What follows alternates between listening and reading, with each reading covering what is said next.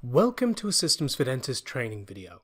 My name is Graham, and in this session we'll be looking at how to use secure mail to send documents and images to our patients. With secure mail, Systems for Dentists hosts images and documents for patients on a website. This website is then accessed by the patient using two-factor authentication. To show how to use this, we will first open a patient record. From Letters, we select the option for New. I have saved a secure mail template into the General section of Letters. By selecting it and clicking OK, we create this for the patient. As with all of our other documents, the patient's details have been loaded in. The document explains to the patient how they can access the files that we've sent to them. On the section that says to click here, there is a link to d3nt4l.com.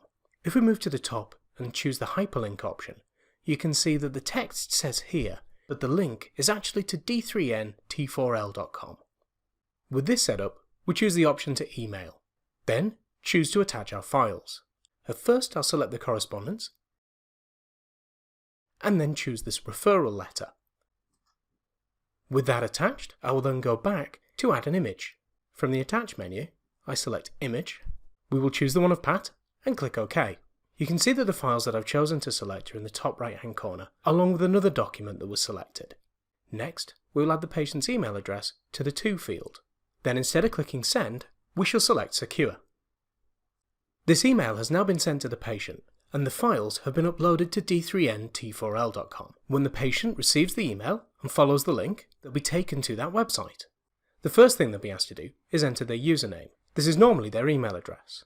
With this entered, they select Next. They'll then be asked to select the phone number which is associated with their account. Once this is selected, they can press Send. On their phone, they will then receive a 6-digit code. They enter this into the system and again click Send. Now they are asked to create a password. They will enter the password, then confirm it below, and when they click Save, they are taken to the page with their documents. The icon with the arrow on the right will allow them to download this document to whatever device they are using.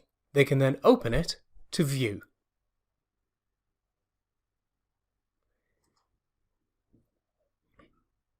In the top left-hand corner, you'll see that my web browser suggests that this is secure. If we click the link to learn more, they will be taken to a web page which explains the type of security that's used to keep their information safe. When complete, they simply click Log Out to end the session.